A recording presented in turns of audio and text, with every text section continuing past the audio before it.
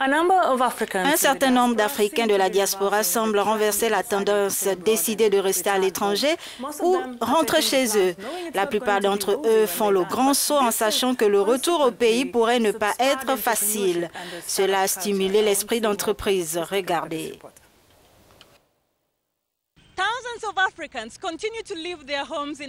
Des milliers d'Africains continuent de quitter leur foyer en Afrique en quête de pâturage plus vert à l'étranger.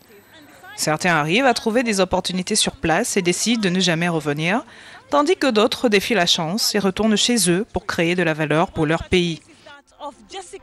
L'une d'entre elles, Jessica Mvundu, est née en France. Elle y a fait ses études et a même travaillé comme acheteur junior et chef de produit à Paris. Elle est originaire de la République du Congo, mais elle a décidé de revenir chez elle pour réaliser sa passion.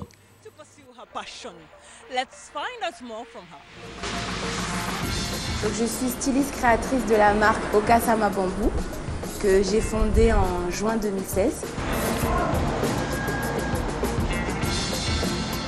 J'ai voulu rentrer en Afrique et surtout au Congo pour représenter la mode congolaise en fait. Parce que partout, quand on parle de mode africaine, on parle de plusieurs autres pays, mais il y a rarement la République du Congo. Et comme c'est mon pays d'origine, je voulais vraiment valoriser la mode made in Congo.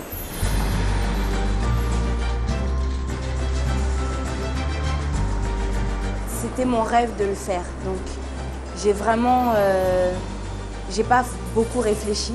Je me suis pas posé trop de questions en me disant quand je vais rentrer, comment ça va se passer, etc. Mais j'avais juste envie de faire, j'avais envie de mettre les choses en place. Pour ce qui est de ses débuts en tant que créatrice de mode, elle admet, cela n'a pas été facile de commencer. Mais 2 ans plus tard, sa start-up lui a permis de construire une base de données de clients qui viennent non seulement du Congo, mais aussi d'Europe. Preuve que son travail est attrayant malgré la concurrence d'autres créateurs de mode au Congo. Je passe pas trop de temps à regarder la compétition. C'est vrai qu'il y a une compétition, et tant mieux, parce que ça veut dire qu'il y a un marché. Mais en fait, je me focalise sur ce que moi, je dois faire. Ça veut dire que la compétition, je la vois pas comme une mauvaise compétition.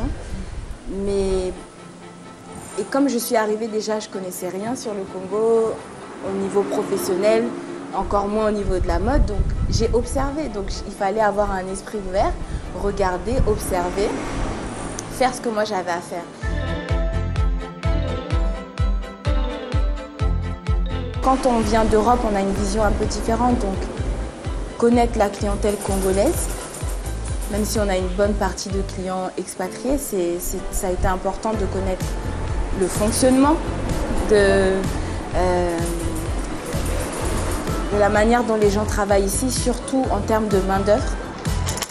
Elle a commencé avec un seul employé, maintenant elle en a 3 assistants qui l'aident à réaliser sa vision de la promotion de la mode Made in Congo.